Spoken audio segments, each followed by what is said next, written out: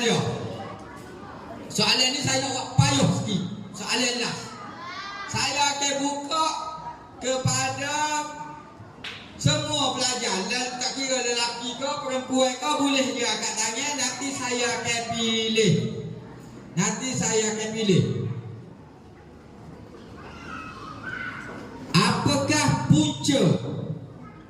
Awak ni saya tak sebut mana tadi, tapi kalau orang fikir dia boleh goyak jawapan. Masa saya bagi ceramah tadi saya tak sebut mana, tak ada nak sebut. Apakah punca seseorang pelajar itu terlibat dengan dadah mushroom? Saya nak punca tu kesan. Halusinasi, mabuk apa tu kesan, ketagih tu kesan. Okey, baik. Buat poin. Saya nak awak sebut dua punca. Isap wek dengan isap rokok. Betul? Betul.